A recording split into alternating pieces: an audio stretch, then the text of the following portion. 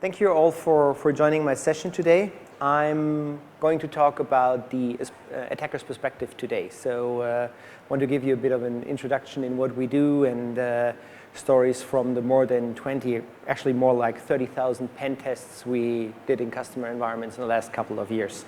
And what these in general meant in terms of what kind of learnings we got from them and what you eventually might be able to get out of them. Maybe, yeah. So the biggest question that most CIOs or IT security people will ask themselves is, or one of the biggest is, how do you know you're secure? How can you answer the question of your board, of your superior, of your executives? Are we secure as an organization or not? And how can I answer this at any moment in time, not only just when I just had a pen test done or something like that? Can I answer this on Wednesday morning or next week or something like that? Can I properly do this? And some questions you should ask yourself in order to actually answer this question is, do you know, are you fixing the right vulnerabilities in your environment? Do you prioritize your fixing in the right way? Do you focus your efforts on fixing the things that really matter, or are you wasting time on fixing stuff that's actually not really that bad? Are you logging the right data in your security environment? If you have a SIEM, maybe there, or in any kind of other thing you have.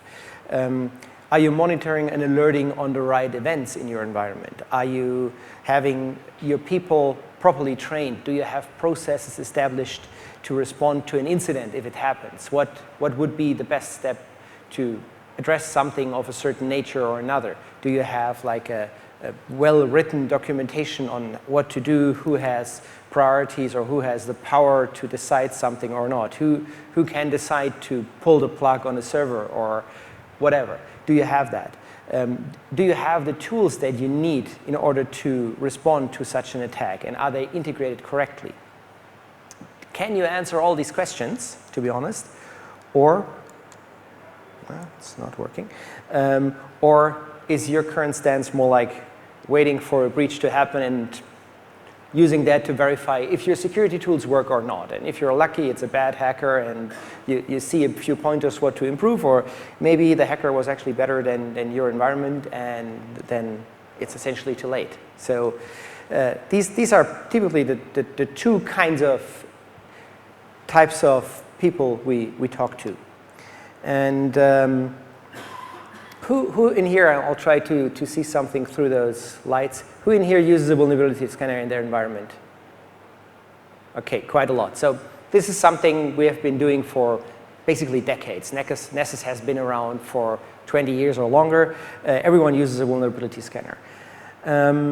What you're probably aware of on some level, but you're probably not actually aware of what the limitations of these guys are, is that a vulnerability scanner will look at every individual system in your environment as a separate entity. So every tree in the forest will be evaluated on its own. So your database may have a certain vulnerability, your web server may be missing a patch, something like that. Everything is looked at individually. But what this does not take into account is that those CVEs that you typically find, less than 2% of these are actually exploitable. Most of this is just noise. It's only creating work for you.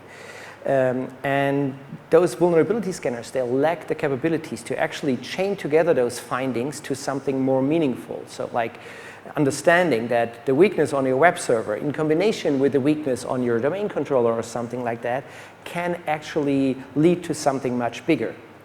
It can also not look into evaluating things I like to combine as something like breaches in best practices. So someone misconfiguring a service or someone choosing a weak password. This is something you will be blind against if you're only looking at what your vulnerability scanner tells you.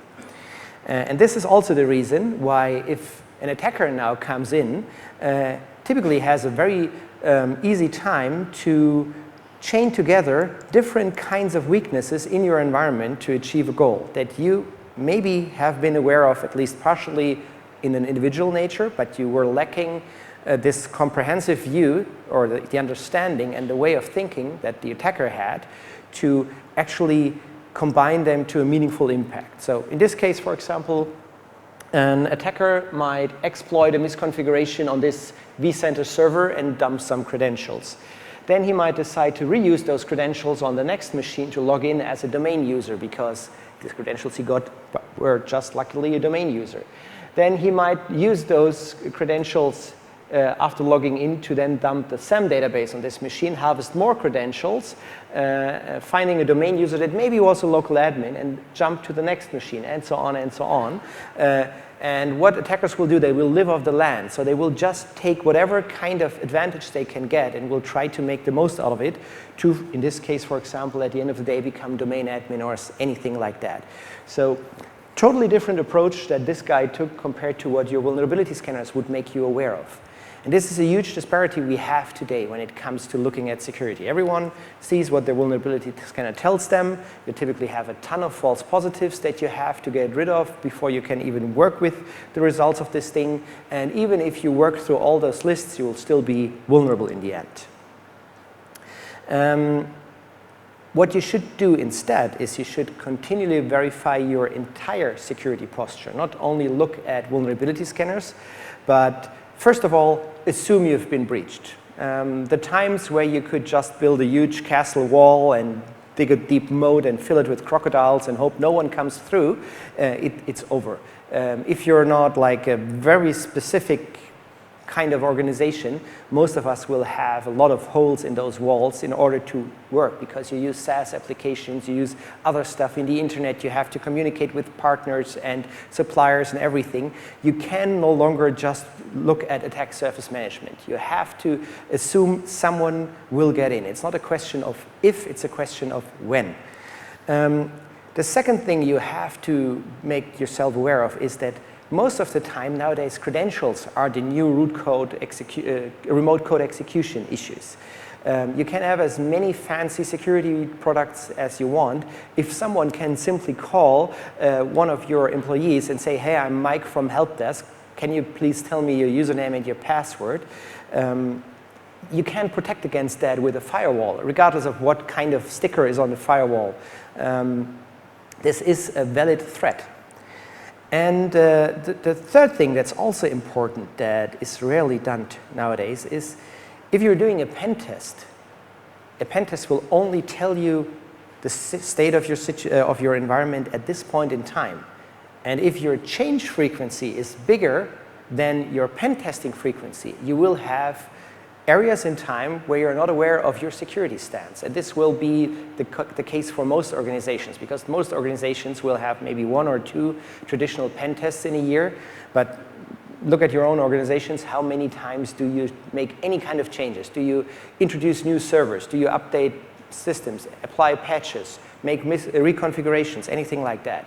In theory, every time you do that, you should also reevaluate your security posture, because you no longer can say for sure if whatever you did, the patch you just installed, if it added a new vulnerability or maybe re-enabled another one that you thought you already configured away, but because you installed this patch, now something defaulted back to a default configuration or anything like that. So there is a lot of things that could happen if you don't do pen testing frequency, in a short frequency.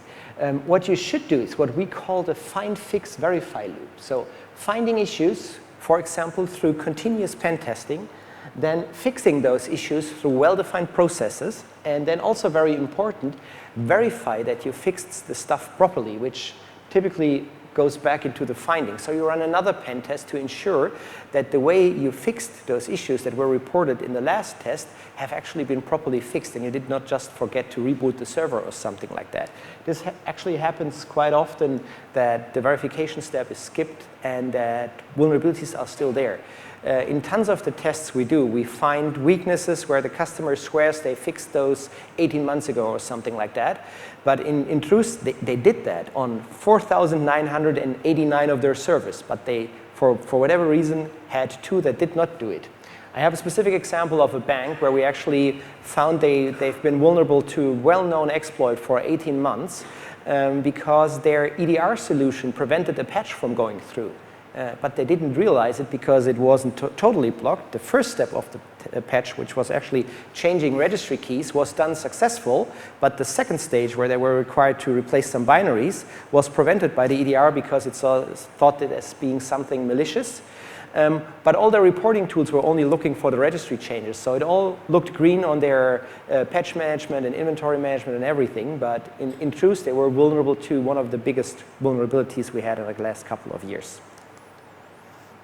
So what can you do to verify your security posture? In the old days, what you would do, or what sadly a lot of companies still do, is you would first try to get some budget for a pen test in some way or another. Maybe you had some from the beginning, or somehow you would get a budget for a pen test. Then you would typically spend weeks to prepare for that pen test. You would ensure that everything is already patched and up to speed as much as possible, because you didn't want to get too much of a beating from the external pen tester. Then the pen tester comes in, and he still will find a lot of stuff that you could not find, because most blue teams or IT teams, they just lack this attacker mindset. It's the same like if you ask an undercover police officer or something like that is part of a criminal organization what the hardest thing of their daily routine there is, to think like a criminal would, or think like an attacker would in our example here. So you have no chance of acing this before the pen testers were there. And then once the test is done, you get a report, and it will look pretty much identical to the one you got a year ago. There is still tons of issues in there, and it will look as if you had the same exact problems than the year before. And now you have another year to fix these, and then the cycle begins all over again. This would be the old way of doing it. And why would you do this only once a year? Why not do it every week or every month at least? There is a big problem there, and this is that the supply is way smaller than the demand we have. There is roughly 20,000 pen testers that have been certified hackers globally. It takes 10 to 20 years to become an experienced master hacker, and just getting one of these into your network to make any kind of test, it will have a lead time of months. You can't just do a pen test and call them 2 weeks later and say, hey, I just fixed all the stuff you reported on. Can you please come back in and re-verify? They will probably laugh at you because they won't have the resources for that. On the other side, your demand will increase because you have growing infrastructure, which means you have a growing attack surface. There's new compliance requirements coming along all the time. There is DORA, there's NIS2, there is all kinds of other entities that will come and tell you what you have to comply to every half a year or something like that. And it's up to you, it's in your responsibility to continuously prove that your security posture is sufficient to protect your environment. And so these two don't work well together. You will probably be able to get a pen tester once or twice a year, maybe 3 times if you're really lucky. But even then, it will still be an incomplete snapshot. It will not be possible for you to retest.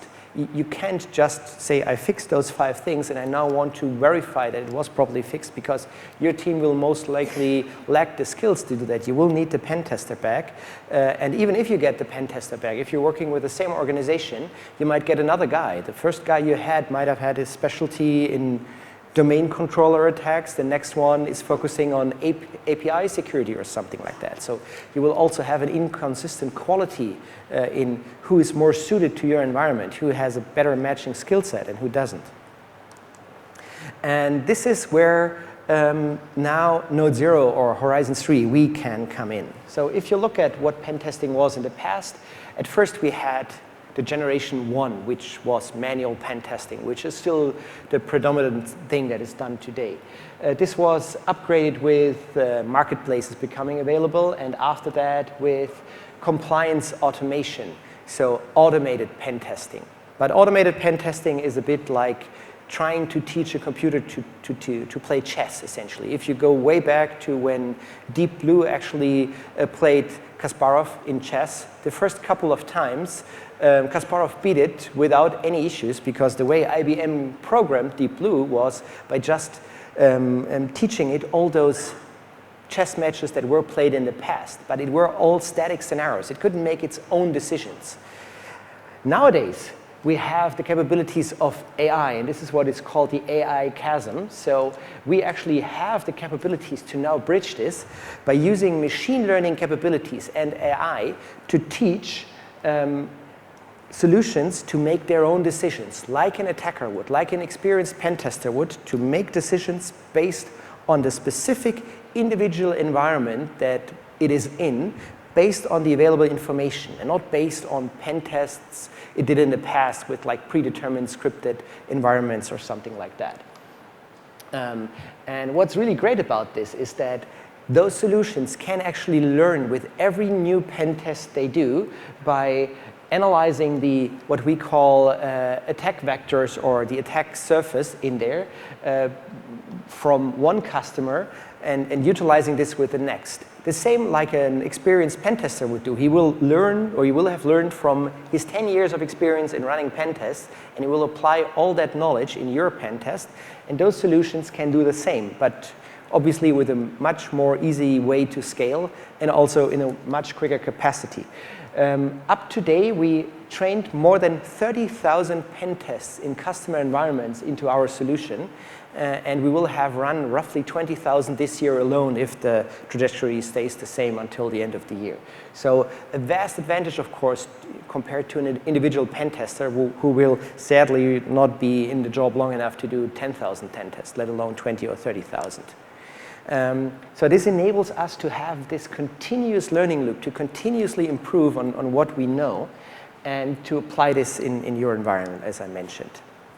So as I mentioned, this means we get smarter the more we do. And what this also means is we will free up human pen testers to become more like highly specialized, as we call it here, scalpels. So they can then come in after our pen test is done and look at specific scenarios or do like the specific healing in there. So like see us as the scanner, and then someone needs to go in and fix what has been found. And because this becomes so easy and it is now a machine that's doing the work, this also means you can adopt this find, fix, verify cycle I talked about a few slides ago much more easily, because it will not cost you anything. Having a pen tester in there running pen tests every day, this is something no one can afford, let alone get someone in this frequency. But now with this being autonomous, it means your blue teams can continuously run tests, fix the issues that have been found, and then retest if they properly fixed them. And all of this in a very easy way. I will skip the video, we don't have time, we only have 30 minutes. But this is the son of one of our attack engineers. At the time the video was recorded, I believe he was 10 years old. He utilized the product because it's really point somewhere, click, let it go, and it will safely run its attacks. It will require no credential agents. It will not require you to write any custom scripts. You will not require any consultants or professional services with it. It's even safe to run in production, so you can actually run it every day if you want without needing to wait for a maintenance window. And all of that with a single click, essentially. What does a solution like this have in terms of capabilities? What can we do? I brought you a few stories of what we found in actual customer environments. The first one is one that ended with a quote, "My EDR should have caught that." It was actually an infrastructure pen test from an insider perspective, so running inside of the network. They had roughly 5,000 hosts, and they had all those fancy tools you would wish for today. Like they had EDR in place, they had UBA in place, everything you would like. What Node Zero did once the pen test was started, it started creating this cyber terrain map that we use to understand the different relationships between the different systems in a customer's environment. And it figured out that actually a couple of those 5,000 hosts were not properly tested, not properly patched, sorry. For whatever reason, they were forgotten to patch. So it found a Windows remote code execution vulnerability on these. It then logged in with the RCE, dumped the password database, the LSAS, to harvest credentials, used those credentials to log into a different system, which was actually properly patched. But now that we already had the credentials, this system had no way of knowing if this was a valid access or not. And once it was in there, it actually detected that the credentials we harvested were credentials of a domain admin. I'm not sure if you can see this from the back. It's really small. Were actually domain admin credentials. So it led to us compromising the domain. What happened there actually was the customer had misconfigured their Fortinet EDRs on 3 of those 5,000 machines they had. When they looked at this with Fortinet, they also figured out that they did not buy the right modules for this. So they were under the impression all was fine until someone else told them otherwise. This is a standard story we see all the time. Second one, as I mentioned, credentials are the new RCE. Attackers don't hack in, they log in. This was, again, an internal pen test of an on-premise and also an Office 365 environment. What we did here is we did I'm not sure if this is getting too technical, so I tried to keep this simple. We used a poisoning attack that allowed us to basically facilitate a man-in-the-middle attack because of a misconfiguration the customer did in the environment that allowed us to do this man-in-the-middle. So Node 0 basically was in a network and was harvesting all kinds of login attempts from the network and utilizing them in a way that we were actually able to crack those passwords. Those cracked passwords then were used to compromise an Office 365 account to gain access to email accounts, and by doing that, obviously compromising the customer's IP in this case. What happened? We actually harvested roughly 300 hashes, and 240 of these, so 80%, we were able to crack in 15 minutes or less. So unfortunately, the guys really chose bad passwords. 6% of those users actually had passwords that were based in some way or another on the company name. 10% of service accounts we found had a password that was exactly their username, so Apache, or something like that. 26% of those user accounts had a password that followed the scheme of first initial, last initial, and 4 digits. So again, something that was easily cracked. And what we also figured out was that the password were actually reused in an alignment to the regional IT teams. So for example, the IT team in the Netherlands, they all used the same local admin password or something like that. So again, not really a great result here for the people. Next one is also quite an interesting one. In this one, we actually became AWS admin by starting with an internal pen test. And this worked in a way that Node 0 was given initial access. And something I haven't touched on in too much detail, all of this, after giving it initial access, is done totally autonomously. There is no one guiding Node 0 in doing anything. You say to it what to do or where to do what, and the rest of it is done through this machine learning AI. So it was given initial access. It actually discovered roughly 2,000 hosts on the network. And during further investigation, it identified that HP ILO, so a remote management solution of HP, was running on 5 of those hosts. And these were actually unpatched. So as you probably know, HP ILO is something you buy with a server, and quite often, once you connected it to the network, you will never touch it again. It's something that's easily forgotten. So we actually figured out that there was a 5-year-old CVE on those HP ILOs that Node 0 used with a remote code execution exploit. And by using that, successfully dumping credentials through that vulnerability. These credentials were then used to pivot to a totally different machine that didn't even have an HP ILO in it to log into that machine and to gain admin access. Once it had admin access, it started searching the local file system for passwords. It actually found, I kid you not, it's actually true, a password.txt file. And that one was actually containing AWS admin credentials, which Node 0 then gladly used to become AWS admin. So again, many, many different tiny puzzle pieces that on their own were not really good, but not tremendously bad, that led to a big impact in the end. And the last one, a combination of password spray with low severity issues here that led to a domain compromise. This was a big one. This was 100,000 hosts that we tested in an internal infrastructure pen test. And what we did here is we utilized OSINT information, so open source intelligence. Again, something an attacker would typically do to gain as much information about your organization as possible. And we used this. We went to LinkedIn and researched who is working for this company, extracted their usernames, and then password sprayed those users to get a compromise of a domain user. We were able to successfully do that. We figured out that domain user also was local admin on his machine. We then dumped the password cache to get another local admin's NTLM hash, and then exploited a credential reuse attack to gain local admin on a neighboring machine.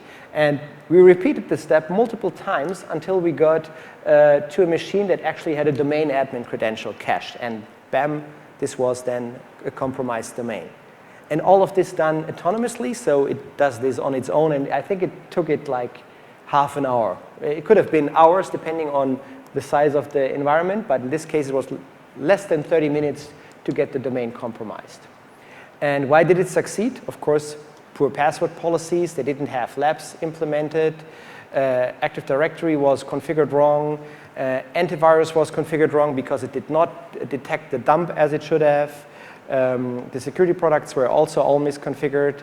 And some critical services were not patched. So a lot of misconfigurations here. None of them would have been showing up on your vulnerability scanner because maybe one of maybe the last one, but 1 to 5 are misconfigurations. This is nothing your security vulnerability scanner will make you aware of. So what was the key insight here in those pen tests? In the first 10,000 pen tests we did, never, ever, not a single time, one of those UBA tools stifled our lateral movement. They either didn't detect us or they were not configured in a way to prevent our movement.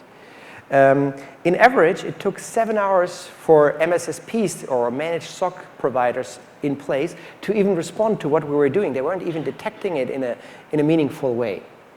And it was actually one of the examples I've showed before. It took us 4 minutes to compromise a bank. Luckily, it wasn't hours.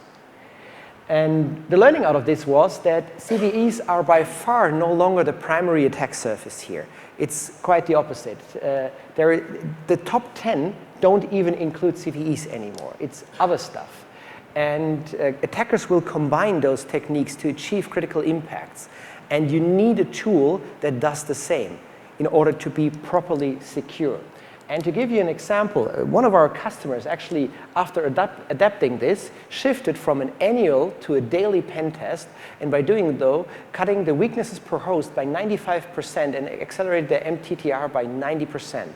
It saved them over 600 hours in pen testing a year and allowed them to adopt this find, fix, verify loop I mentioned, which you could also basically call purple teaming because it enables your red and your blue teams to work much closer together instead of the red team coming in once a year, slapping you this huge findings report across the head, and then you having a very bad few weeks of fixing this and then hoping for the next 12 months to not get the same slap next time. And it will actually, this is one example of how such an attack chain will look like. It will empower your blue teams in the first place to understand how to fix things, how to actually address all those individual steps and how to properly retest stuff. It will even help you by telling you specifically how to fix things. We will not only tell you, hey, you have this or that vulnerability or this or that misconfiguration, we will even give you options on how to fix these. So also getting rid of, I have no idea what to do next. It will tell you exactly what to do. And on top of that, it will help you to prioritize what to do first because it understands the context of your environment. It will tell you, hey, Mr. Customer, this specific weakness is way more severe in your circumstances because you have these factors in play compared to the company next door. So it will, again, save you a lot of time by prioritizing your work for you in terms of what do you need to fix first and also where can you draw the line of stuff you don't want to fix at all because you don't have the resources. It's also a great tool, by the way, to verify your security tools. As you've seen in the examples, most of those organizations, they had all those nice and fancy tools, which are great tools. But what they often lack is the proper configuration, because they are lacking training or means to actually figure out if the way they did this is properly configured or not. Last one. What's the learning out of all of this? You can't trust. You have to verify your security posture. All of this, technical objectives of the testing, operational scenarios need to be tested, and business scenarios also need to be tested. So can an attacker achieve certain things? Are your operational scenarios working? Do you have segmentation in place? And so on and so on. And is your SOC working? And so on and so on. In the interest of time, I can't really go into all of this, unfortunately. But we will be at the booth for the rest of the day, so if you want to take this discussion further, or if you want to see a live demo, please see us at the booth. Thank you for your time.